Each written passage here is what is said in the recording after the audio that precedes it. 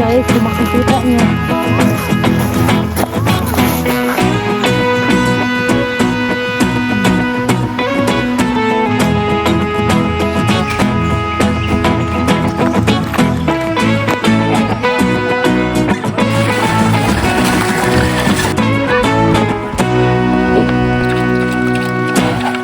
Enjoy ka sa pagkain, Dick!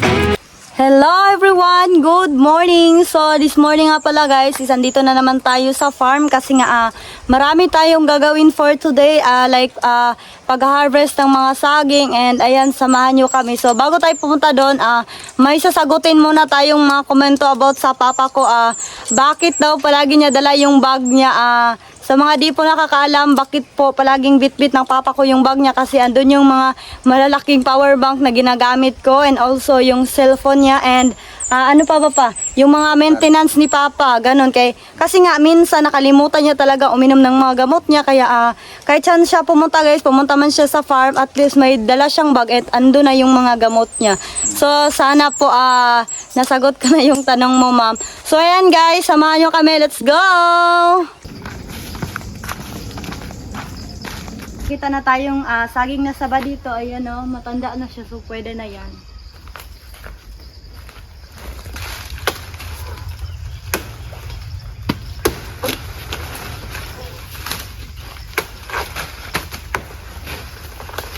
Ay!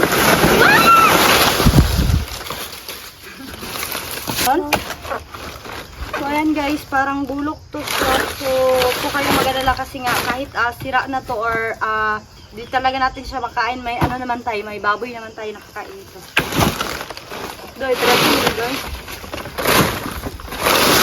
Nandiyan lang natin ito sa gilid guys para hindi naman ito. Ano lang? Pasok nyo lang ito.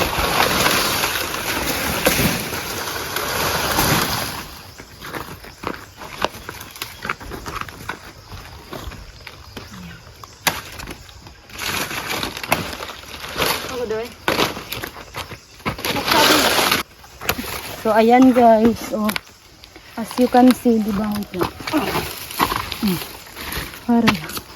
Ayan guys, kung makikita nyo, pag ganito yung ano niya guys, dito sa ano talaga niya tawag nito, ito ding kuan, bulig ba? Basta guys, pag may mga itim-itim siya o ganito, it means sira po yan. Pero wag po kayong mag-alala kasi may baboy naman tayo nakakain nito. So tatabi lang natin to dito. Pero guys, kadalasan talaga sa mga saba na may sira guys. Pero I mean, di lahat ng isang bulig nito is sira.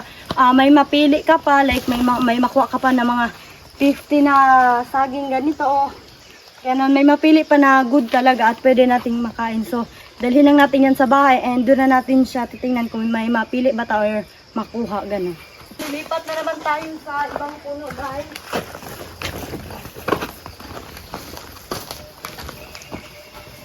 Ayan guys, may natumba dito. Hala ka din naman. Hala, natumba siya Siguro nung nakaraang linggo ito guys. Ayan naluka talaga siya. Hala ko. Tingnan nyo. Natumba talaga siya. Pero yung bunga niya guys is, ayan, pwede na itong ma-harvest.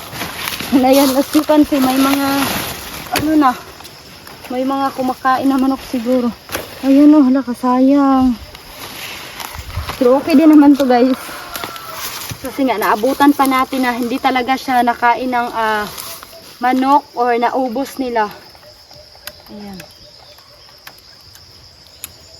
So ipapasok natin to sa sako doy.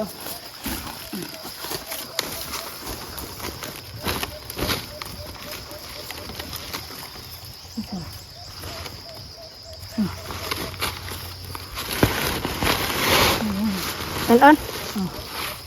Guys, kanina bali nagtataka ako kasi nga sinabihan ako ng papa ko na punta daw ako dito malapit sa bambuan kasi nga daw may isang puno ng, I mean di naman isang puno, maraming puno ng banana dito na pwede nating harbisin. May isang puno lang na pwede nating harbisin, and then nagtaka ako saan ba yun banda, kala ko doon banda, and nakita ko dito, ayan, natumba na pala siya, kaya di natin siya nakita. Pero okay din guys kasi nga naabutan natin, and pwede pa talaga natin siyang magamit and mapakinabangan. So ayan guys, may nakita tayo dito. Puso. Kailangan lang natin to kunin. Ayan. So ayan guys, may nakita tayo dito. Isang puno ng niyog and sobrang laki talaga niya guys. Malaki pa sa drum na ipunan namin ng tubig. And sa 700 na puno ng niyog dito sa farm namin, ito talaga yung pinakamalaki guys. Ayan. Agoy. So ayan guys, may nakita tayo dito ng niyog. Ano? Ayan. Wow, wala kalami. Perfect. Woo! Ayan guys, ang daming hinog. Ayan. Ayan o, hala.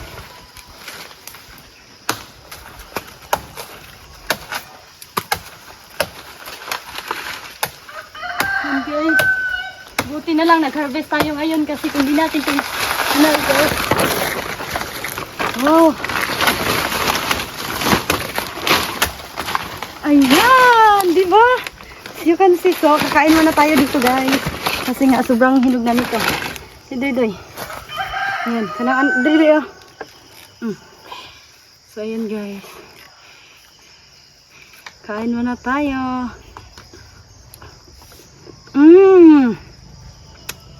Dili upload. Bang sarap, masarap Doy. Ayan guys, buti na lang nag-harvest tayo ngayon ng saging kasi nga kung di natin siya hinarvest siguro ngayon or tomorrow guys, ubos na tong mga hinog kasi nga may mga langgam, I mean may mga ano talaga guys, like mga bird ganun na kumakain. And as you can see, oh, ito example, di ba? Ayan, bali 3 piraso na saging na yung naubos nila. So buti na lang may natira pa para sa atin. No. Sarap guys. Sobrang tamis. Alam mo yung doon talaga nahinog sa mismong puno ng niyog. I mean niyog, saging ganun. Or any fruits guys na nahinog talaga sa mga puno nila. Sobrang tamis talaga. Masarap ba Doy?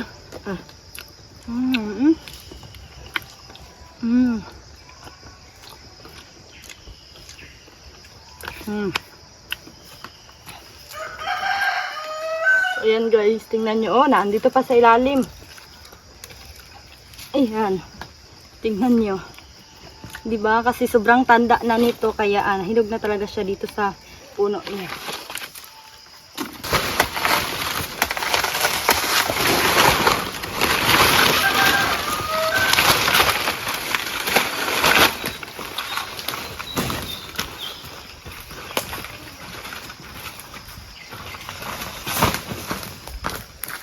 Guys, kailangan talaga natin alisin yung mga natuyo na dahon guys para patuloy pa din yung kalinisan or mamintin natin yung kalinisan ng ating farm.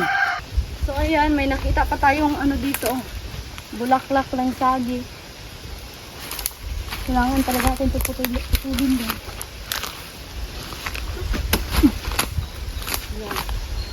Ay! Pero ang tagdagta niya. So itatabi lang din natin ito. Ayan guys, uwi na tayo. Doy, dala sa dito.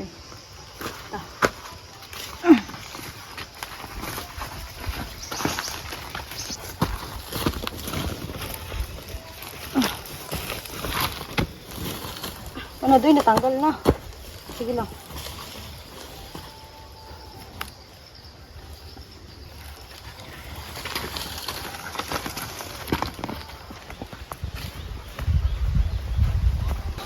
Dumaan sa ano.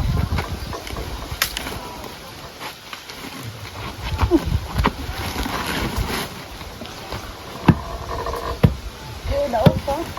Pero pilihanan man eh.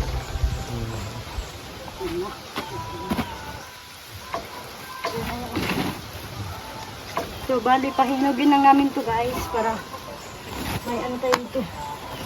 So, paano tumbag din siya pa? Sundan? Ano eh? Sundan? Oh, katunggingon ka dito. Sabot ko, tingnan ako nawala. Day, dira kung sako day. Tama ka lang. Ano siya natumbag? Oh. Yan guys, so sobrang lalaki pa naman. Aray. Sa try ni Papa. Inapod pa. Masarap guys. Dili. Lame. Lami kayo.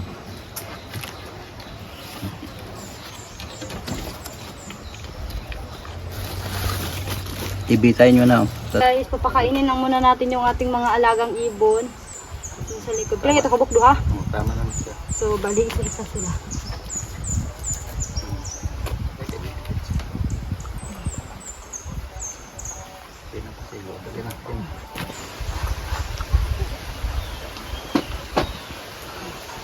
Dito din sa kabila. Wala ka ng pagkain, no? Ayan, oh, para sa'yo to.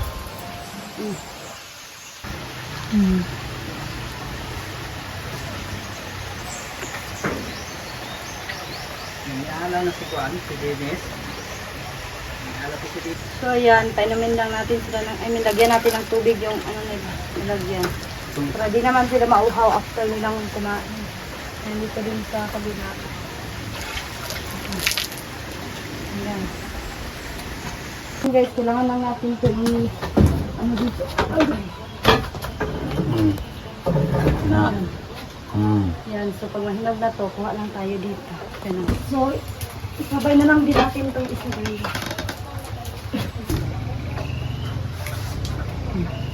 Yan.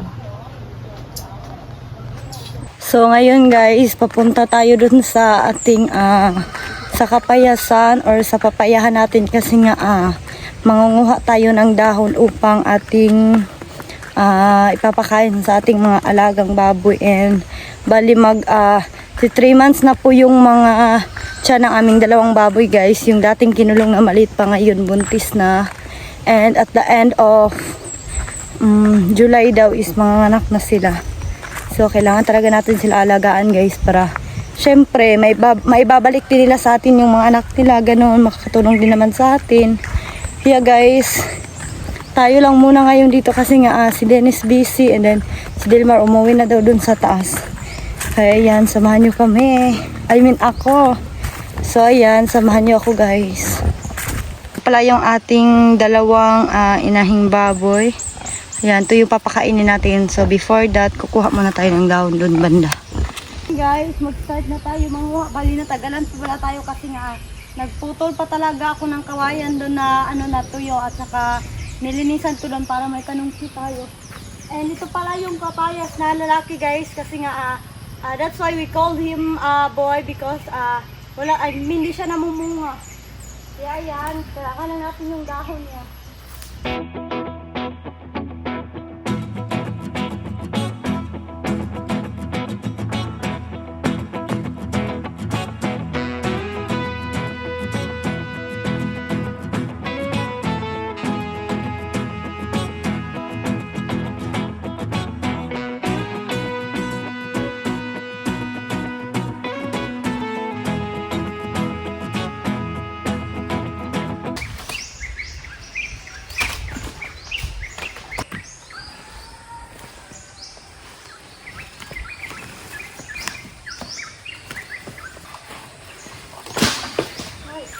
Nakabahan ako.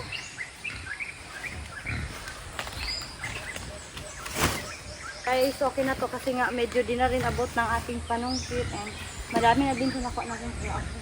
Guys, kasi babalik pa tayo next time at least may gagamitin tayong panungkit. So yan guys, dali lang muna natin ito sa bahay. At para matimpla na din natin yung pagkain ng baboy.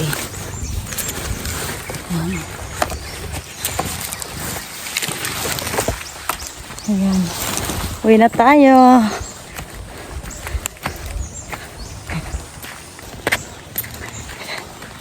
Malapit na talaga tayo sa bahay guys.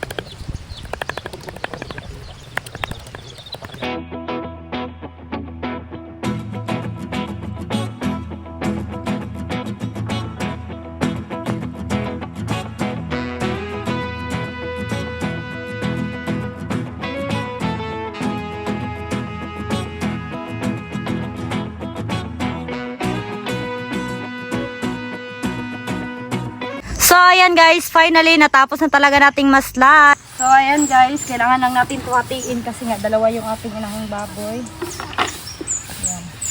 Dito naman sa kabila.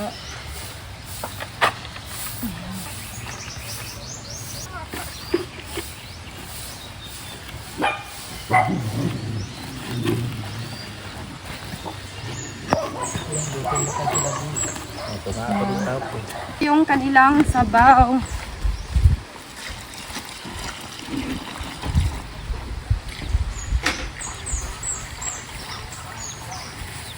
Pikas, dagan ng pikas.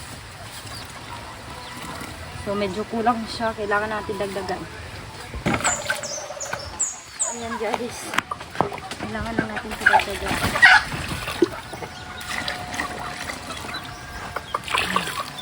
Ayan, i-mix lang natin ito. Oh, wala ni Ped? Wala na. So wala na pala kaming feeds guys.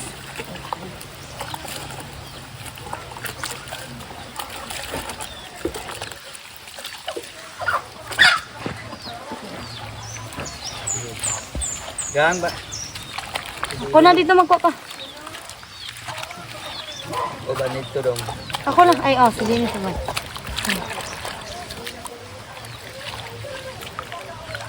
Ayan guys, sobrang sarap na nito para sa kanila. So maybe distansya natin to Dennis. Oy.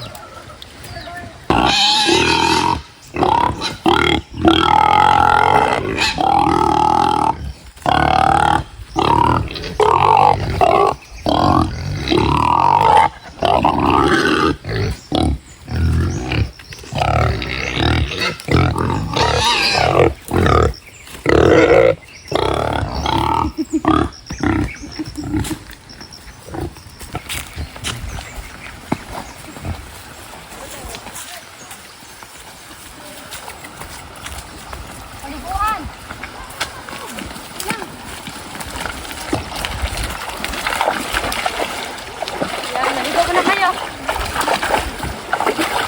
Hey! Oh! Yan, enjoy ka sa pagkain, Dick.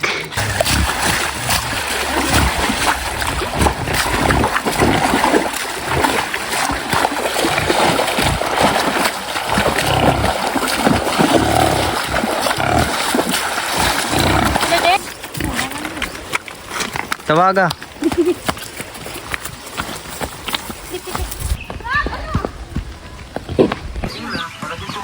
Diana. Yan, guys. Dude, May isabi. laro ko na kay mo, Dick.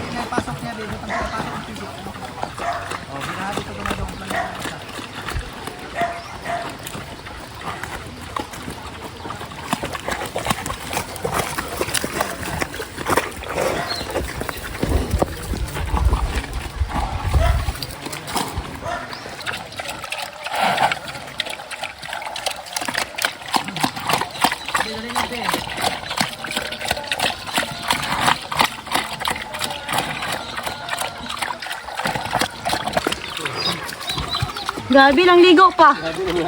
Gabi ligo, no? Ligo, no? Ano taho? Sa'yo. Sa'yo, wala mama, oh.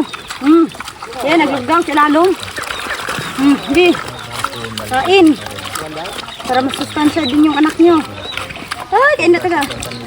Hindi.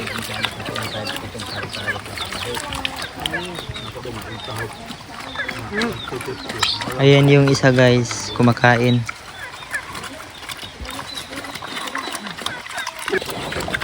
Para malusog din yung anak mo. Yan. Kahit dahon ng papaya lang yung kinakain nyo. Yan guys, tingnan nyo. Medyo may kalakihan na talaga yung tiyan niya. Yan. Kain ka, Dick. Para malusog din yung anak mo. Yan, tingnan mo yung ano niya. Tiyan niya, di ba? Malaki na talaga.